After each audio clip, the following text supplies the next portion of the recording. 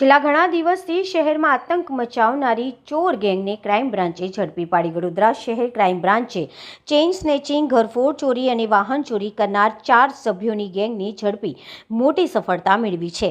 Police commissioner Narasimha કુમારના માર્ગદર્શન હેઠળ પાણીગેટ વિસ્તારમાં પેટ્રોલિંગ દરમિયાન 4 શંકાસ્પદ યુવાનોને 3 બાઇક સાથે રોકી પૂછપરછ કરતા તેઓ અગાઉના અનેક ગુનાઓમાં સંડોવાયેલા હોવાનું બહાર આવ્યું છે.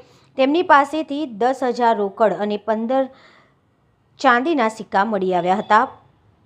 પુરાવા ન આપી શકતા કડક પૂછપરછમાં ખુલ્યું કે તેઓ દંતેશ્વરમાં ચેઇન સ્નેચિંગ, સમા તથા પ્રતાપનગરમાં ઘરફોડ ચોરી તેમજ ફતેગંજ વિસ્તારમાં મોટરસાઇકલ ચોરી કરી હતી. આ રીતે શહેરના 4 ગુનાઓને ડિટેક્ટ કરવામાં આવ્યા છે. ક્રાઇમ બ્રાન્ચની ટીમ દ્વારા ઝડપભરી કાર્યવાહીથી નાગરિકોમાં રાહતનો માહોલ જોવા મળી રહ્યો છે. હા, એકચ્યુઅલી આ આખી ગેંગ જ છે 5 જણાની. ઘણીવાર આ લોકો વોચ રાખતા હોય છે. ધારો કે જે નિહેલ પાર્કમાં બેનના ત્યાં સ્નેચિંગ થયું ત્યારે 2 જણાએ આ સ્નેચિંગ કર્યું, પણ બીજા 2 જણા એ વોચમાં હતા. તો એમની 2 મોટરસાયકલ લઈને આ લોકો નીકળેલા હતા. ઘરફોડમાં પણ એ રીતે જ જોવા મળેલ છે. 5 જણાની આ ગેંગ છે. ઘણા ગુનાઓમાં 4 જણા હોય છે, ઘણા ગુનાઓમાં 3 જણા, 2 જણા પણ હોય છે.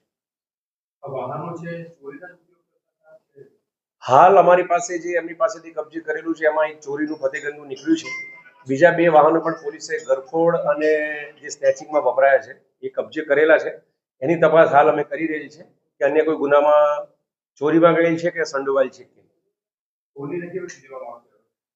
સાહેબ, ચોરીનો માલ રાખવો એ ગુનો છે એ આપણે સૌ જાણીએ છીએ અને આ ચોરીના ગુનેગાર છે. ભૂતકાળમાં એમના નંબર ઓફ ગુના એમના વિરુદ્ધમાં નોંધાયેલા છે અને આપણે જાણીએ છીએ કે ચોરીના ગુનામાં માલ રાખવો એ પણ એક ગુનો છે, જેથી કરીને એની પણ ધરપકડ થશે.